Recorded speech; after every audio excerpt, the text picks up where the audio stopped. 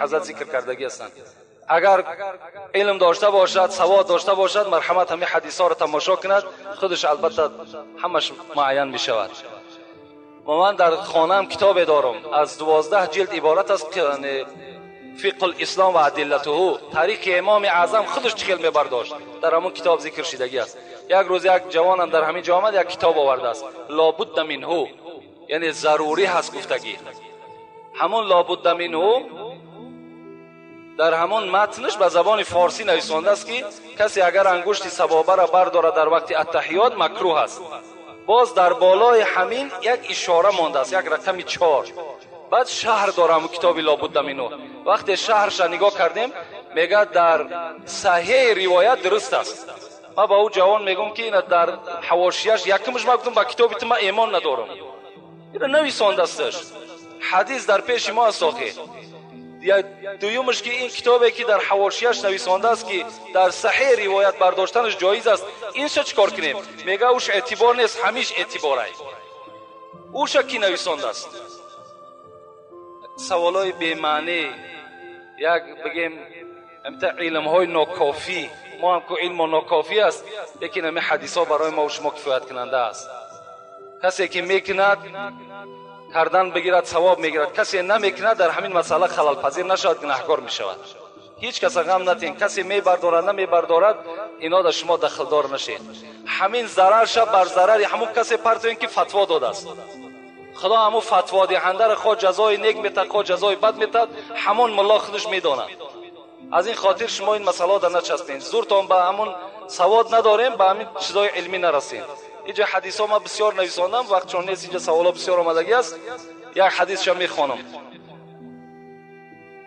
خود امام اعظم چی میگه؟ و اذا صح الحدیث و هو مذهبی، در کجایی که اگر حدیث صحیح بیافتین همون مذهبی من است.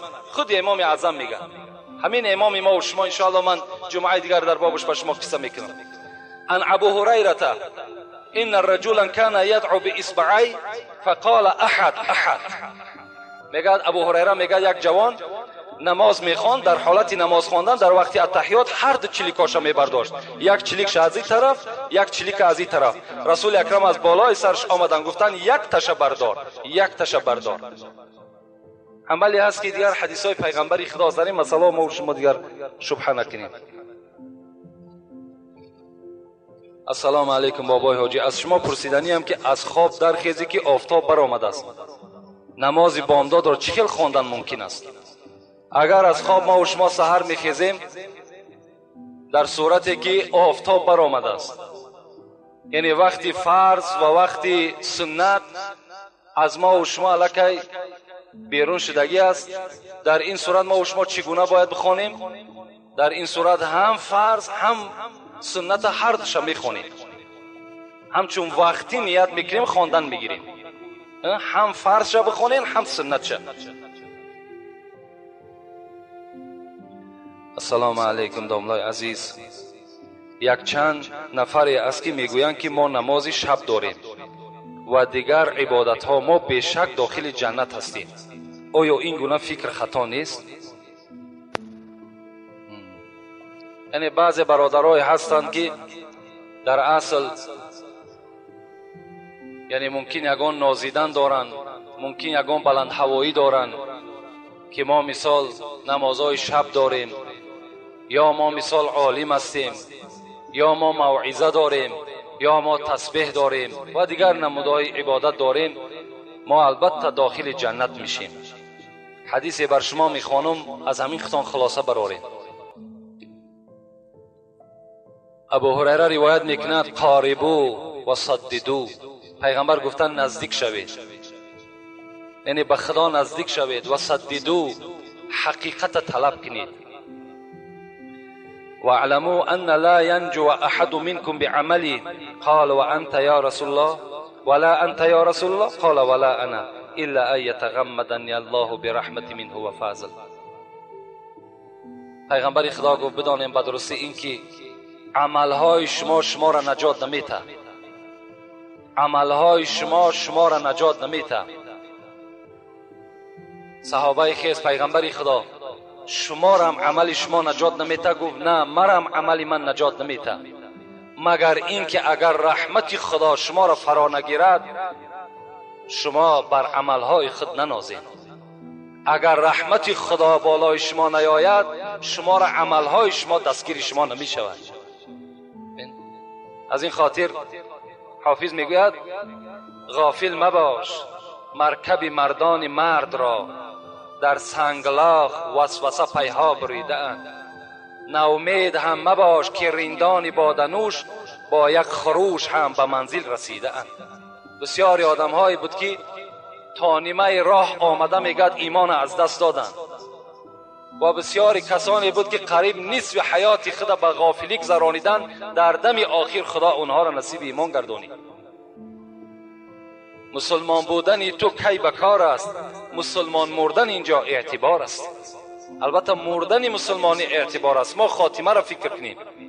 ما الحال عملهایی که داریم به اینها ننازیم. خدا داناست که این عمل ما و شما عاقبتش چی می شود. عاقبت اعتبار است. این عمل اعمال بخواتمها پیغمبر میگه این از جز از این نیست که عملها را خاتمش اعتبار است. داماد شونده عرق نوشید، او رفیق من است. بعد به نکاح رفت. آیا نکاح او خلل نیافت؟ از او پرسان کردیم، گفت تا که شرمم پرد. این برادر یک رفیق داشته است، رفیقش عرق نوشیده است تا که شرم و حیا از وجودش دور شود. بعدا رفته در سنت از سنت های پیغمبر خدا اشتراک کنه. اولا برادر، این کسی که این سوال میدهد نخواه که شما با عرق نوش جورگی کنین، نخواه که شما با زناکار جورگی کنین، نخواه که شما با بینماز جورگی کنین. شما نمیدانین که با ما شینی ما شوی، با دیگ شینی سیاه شوی. اینا دیگ هستند. اینا البته کسل اینها در شما میگذرد. اول اینا حق جورگی ندارند. دویم این که وقتی این داماده که عرق می نوشد می رود، الحیا من الایمان، پیغمبر خدا می گوید حیا از ایمان است. وقتی که تو عرق نوشیدی و ایمان از خود دور کردی، نکاح که در کجا صحیح شد؟ کجا در همون نکاحی که آدم مست می رود یا اینکه عرق می نوشد که رسول اکرم میگه 40 روزه عبادت چه خدا قبول نمی کند، در کجا او نکاح تو صحیح شد؟ یک قصه از شمس الدین ذهبی بر شما نویساندم در باب همین عرق نوشا. با دقت گوش کنیم. تا وقتی این افلاس ها است ما و شما هیچ وقت آرام نمیشیم، نه در قبرستان نه در حیات. مات لی ولد صغیر فلما دفنته رأیته بعد موتی فی المنام. در باب همین شرابخور در شمس الدین ذهبی میگوید یک مرد قصه کرد که یک بچه خرد داشتم، از دنیا گذشت، موی سرش به نهایت سیاه بود، با دست خود میگه برده در قبرستان گورش کردم. بعد یک چند شبه که دوستش می داشتم در خوابم در آمد و قد شاب رأسه، موی سرش سفید شده بود. فقلت یا ولدی دفنتک و انت صغیر، فرزند من تو را وقتی که با دست خود در لحد گذاشتم موی سر تو سفید سیاه بود، چرا که موی سر تو سفید شده است؟ از فرزند میگه سوال کردم فما الذی شیبک، این سفیدی از کجا پیدا شد؟ کودک خورد. فقال یا ابتی، میگه بسوی من جواب گفت پدری من، دفن الی جانب رجل کان یشرب الخمر فی الدنیا. پدر گفت وقتی که تو مرا در لحد گذاشتی در همسایگی من یک مرد خواب بود که در دنیا عرق نوش بود. فزفر جهنم لقدوم زفرة لم يبقى منه طفل الا شاب رأسه من شدت زفرتها. پدر گفت وقتی که این ناپاک این شرابخور گفت در پهلوی من آوردن گذاشتن، با مجرد در قبر ماندن دوزخ چنان یک حمله سختی بر بالای قبر این کرد که کل کودکی که در این قبرستان خواب بود همه اینها موی سرشون سفید شد. از پشت یک آدمی که در دنیا عرق نوش گذشته است یک قبرستان چکار کرد؟ در عذاب این ناپاک گرفتار شده. در دنیا جمعیت هم بیزار است از اینا، در آخرت خداوند و پیغمبر هم از اینا بیزار است. شرابخور ایمان ندارد، وقتی ایمان نداشته باشد نکاح از کجا صحیح می شود؟ حیا این یک فخر مسلمان است، حیا این یک شعار مسلمان است. وقتی که تو حیا را از وجود خود دور میکنی به حیانه و خانه وارد میشی، برای تو زندگی حلال در کار نیست.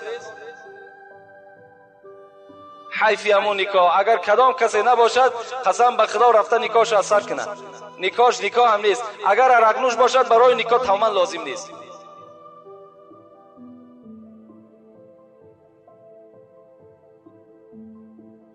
السلام علیکم داملای شیرین سخن. شما کمی به سوالهای من جواب بگویید.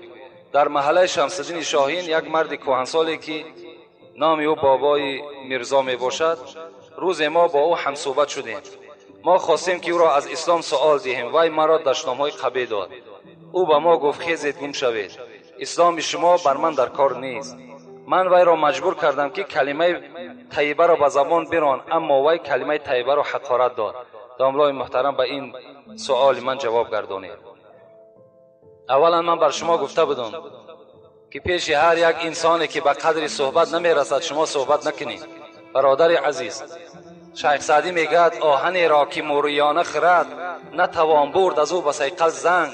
به سیاه دل چی سود گفتن وعظ، نرود میخ آهنین بر سنگ. آیا همین میخ آهنین بر سنگ می رود؟ نمی رود. سنگ می کفد، پاره پاره می شود، لیکن میخ در داخل او جا نمی گیرد. از آن رویت گل و خار اندرین باغ، که هم توتی در کار است و هم زاغ. در این دنیا توتی هم در کار است، این زاغا هم در کار است. اگر اینا در کار نمی شدی دوزخ خدا برای چی است آخی؟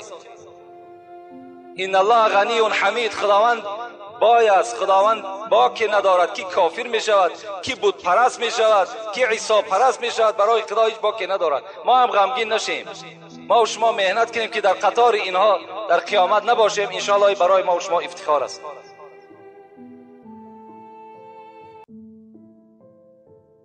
سعدی را خدا رحمت کند، همه شعراش زمین شوره سنبول بر نیارد، در او تخم و عمل ضایع مگردان.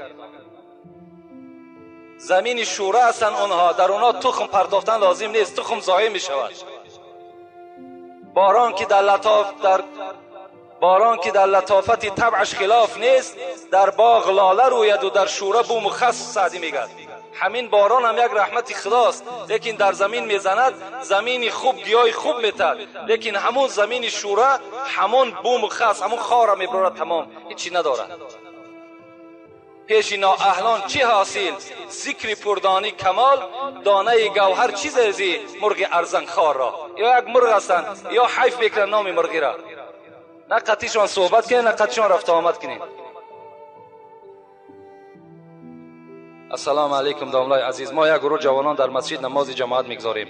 بعد سلام نماز و پیش از فاتحه یکم ما تسبیح برآورده سبحان الله الحمدلله الله اکبر میگوییم. روز مولا امام این را دیده ما را بسیار سرزنش کرد و گفت که این عمل شیطان است و شما خودنمایی میکنید. ما میخواهیم شما به این مسئله روشن دهید. تسبیح گردانی عمل شیطان نیست.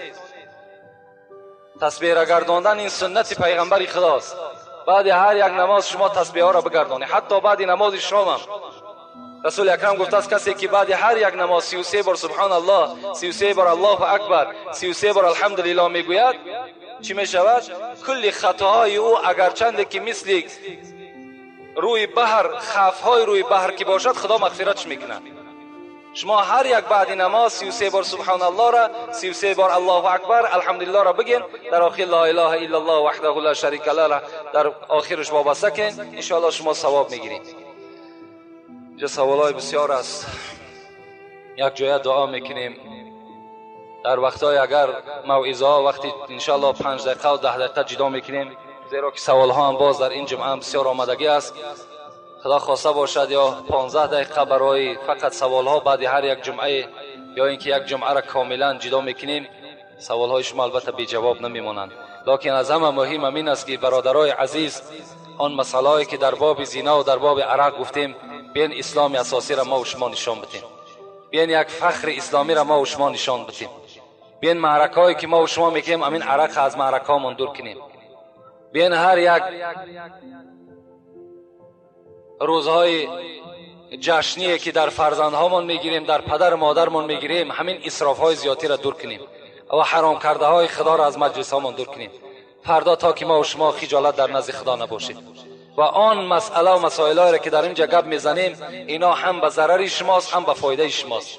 اگر گوش کردین، قبول کردین، در عمل اجرا کردین به فایده شماست، گوش کردین و نکردین این بر ضرر شماست.